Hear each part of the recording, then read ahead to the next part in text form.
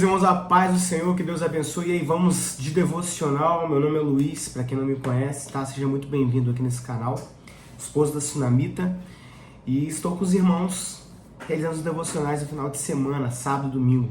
Que Deus possa te abençoar. Lembre, você que é novo no canal, se inscreva, ative as notificações, teça um comentário aqui, para que o Instagram entenda como relevante o vídeo e possa compartilhar para mais pessoas que busquem o que nós estamos fazendo aqui, que é compartilhar a palavra de Deus, tá bom? Muito bom estar aqui junto com os irmãos. Meditação de hoje, Mateus, já superamos Mateus, né? Marcos capítulo 10.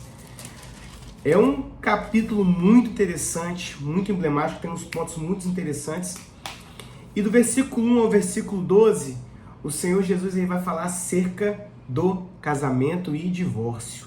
Então, o capítulo já inicia da seguinte maneira: e aproximando-se deles os fariseus, versículo 2, perguntaram-lhe tentando, é lícito ao homem repudiar sua mulher? E aí o Senhor faz aquela indagação aos fariseus, falando o seguinte: olha, o que Moisés fala, né? O que vos mandou Moisés? Aí surge aquele diálogo: olha, Moisés deu a possibilidade de dar carta de divórcio a sua mulher que a pessoa queira separar. Mas Jesus responde da seguinte maneira: essa possibilidade existiu por causa da dureza dos vossos corações, mas no princípio não era assim.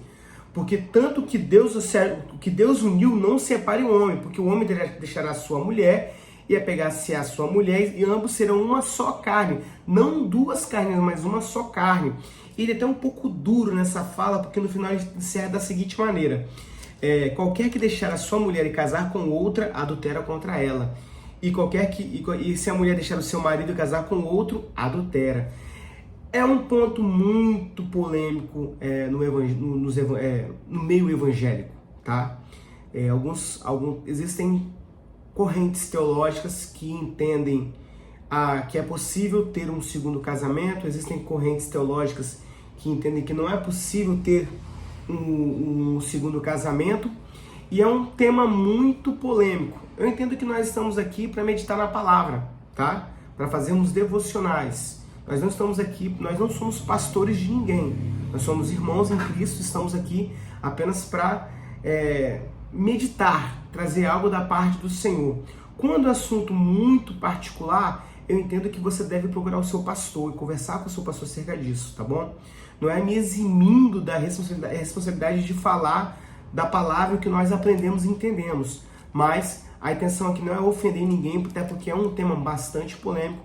É interessante que você busque um aconselhamento com o seu pastor, porque ele é o seu pastor. Ele é responsável pela sua vida espiritual, ele vai saber te orientar da melhor forma possível, tá bom? Quanto a mim, eu tenho meu posicionamento. Caso vocês queiram saber do meu posicionamento, teria o maior prazer de passar para os irmãos, tá? Mas eu acho que no tocante a isso aqui, nós ficaremos por aqui, tá bom, meus irmãos?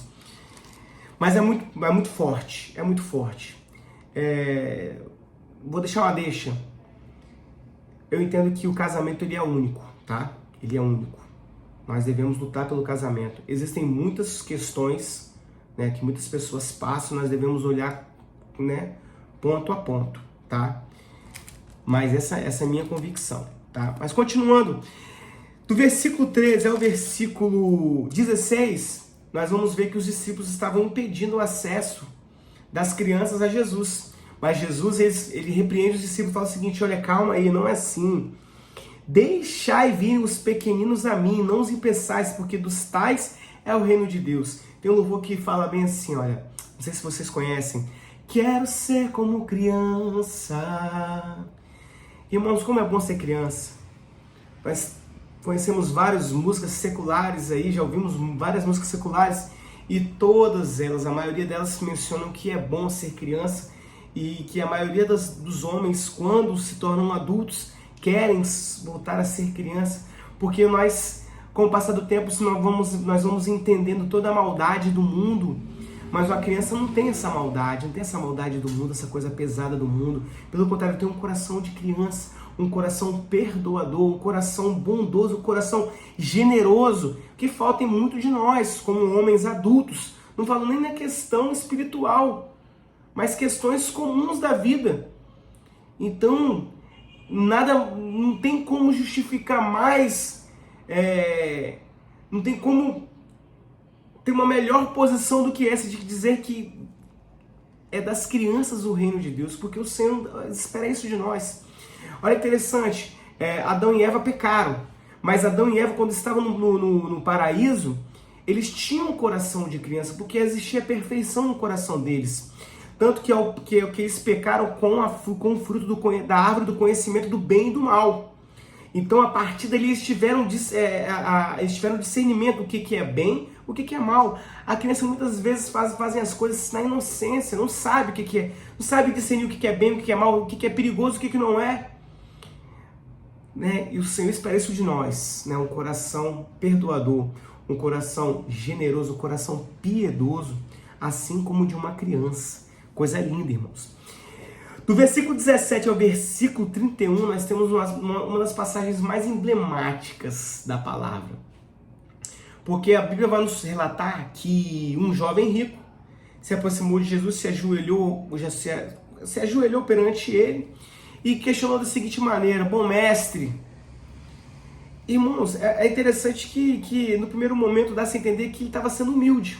Mas Jesus conhece os corações, Jesus esquadrinha os corações. E então esse jovem, ele se prostra a Jesus e pergunta o seguinte: mestre, bom mestre, o que farei eu para herdar o reino dos céus? E Jesus, conhecendo o coração, já deixa ele logo esperto, fala bem assim: por que me chamas bom? Por que me chamas de bom mestre? Vou ler para os irmãos. Por que me chamas bom? Ninguém é bom senão um que é Deus. Jesus já estava conhecendo o coração daquele jovem. E então Jesus continua o diálogo com ele, falando bem assim: tu sabes os mandamentos: não adulterarás, não roubarás, não matarás, não furtarás, não dirás falsos testemunhos. E aí dá-se a entender que esse jovem, ele enche o peito, o peito fala bem assim: eu conheço todos os mandamentos e os pratico desde a minha mocidade. E aí um versículo interessante, olha só, o versículo 21 vai falar o seguinte: e Jesus, olhando para ele, o amou e lhe disse: falta-te uma coisa, vai e vende tudo quanto tens e dá aos pobres e terás um tesouro no céu, e vem e segue-me. Isso foi muito duro para esse jovem rico, porque ele era rico. E a Bíblia continua falando que ele era porque ele tinha muitas posses, ele tinha muita propriedade, ele era rico. E isso entristeceu o coração dele. Mas olha que interessante, irmãos, olha o que a Bíblia fala. E Jesus, olhando para ele, o amou e lhe disse: falta-te uma coisa. Olha só, irmãos, isso é forte demais. Jesus o amou, olhou para ele e o amou. E o exortou. Não é pelo fato de você amar uma pessoa que você não deve exortar ela, sim, mas Jesus exortou com amor, tá? Foi com amor, porque ele sabia que realmente faltava alguma coisa para aquele jovem. Sabia que o coração dele não estava entregue totalmente ao Senhor, estava entregue às suas riquezas. A confiança dele não estava no Senhor, mas estava nas suas riquezas, nas suas posses. Mas o Senhor quer. A Bíblia fala que sem fé é impossível agradar a Deus. E o Senhor requer de nós a confiança nele, que tenhamos fé no Senhor e não uma fé misturada com uma garantia em nossas posses, uma garantia em pessoas que conhecemos. O Senhor não quer isso. O Senhor quer que nós tenhamos plena confiança nele. E olha que interessante. Esse jovem, ele se entristeceu. E o Senhor continua falando o seguinte: olha como que é difícil uma pessoa que tem muitas posses, ela entrar no reino de Deus. Aqui não é uma pregação contra ser rico, mas a pregação aqui a própria palavra fala o seguinte, né? Aonde estiver o vosso tesouro, aí estará o teu coração. A pregação aqui não é em relação a ter posses, a ser rico, mas aonde o seu coração está. Está firmado na rocha que é Cristo Jesus ou está firmado nas suas propriedades, na sua conta, na sua poupança? Aonde está firmado o teu coração? E ele continua ensinando o seguinte, olha, é muito difícil, é mais fácil um camelo passar. É mais fácil um camelo passar no fio de uma agulha. Deixa eu achar o versículo aqui.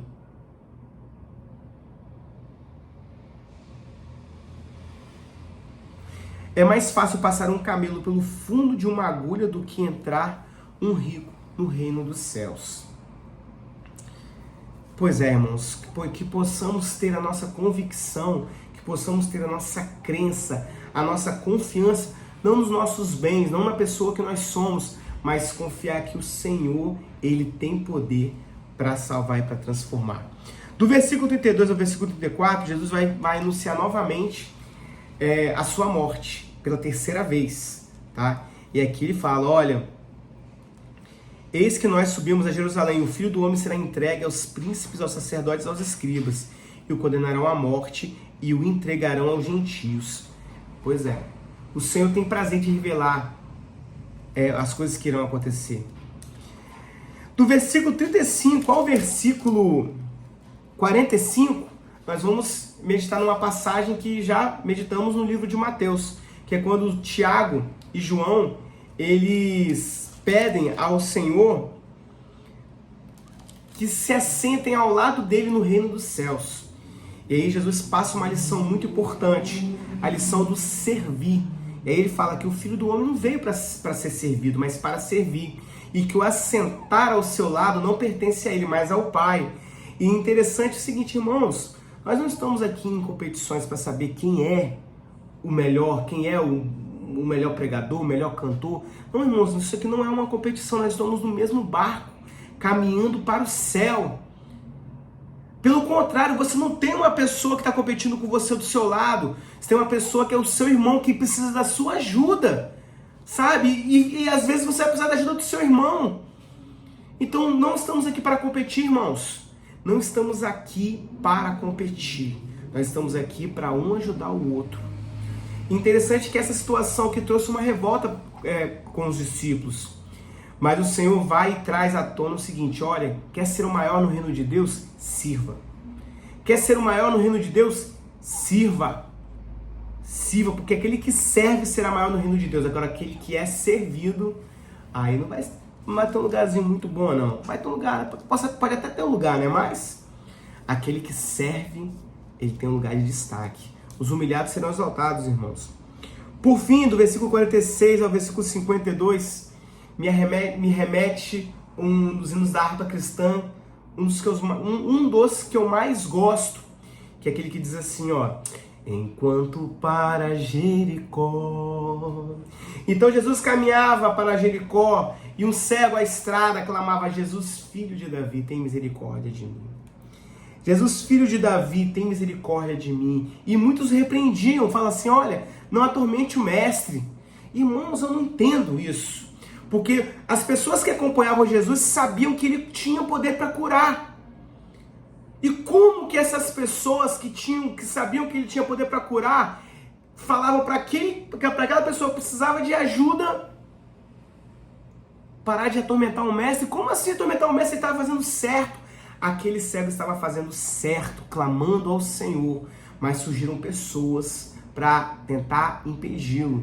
Mas mesmo assim ele persistiu, ele insistiu, aleluia! Ele insistiu, glória a Deus. E Jesus chegou até ele e disse, olha, que queres que te faça? Aleluia! E o cego disse ao mestre, que eu vejo, e disse Jesus, vai, a tua fé te salvou. E logo viu o Bartimeu e ao bom Jesus louvou. Se você tiver alguma situação, não pare, não cesse de clamar. Continue clamando, porque o Jesus, filho de Davi, ele vai sim ter misericórdia de nós e nos concederá a vitória, e o milagre vai chegar. Que Deus te abençoe, não deixe de tecer um comentário, tá bom? e dá um joinha para o vídeo ter relevância no YouTube e o YouTube indicar para outras pessoas. Que Deus te abençoe e continue conosco. Amém.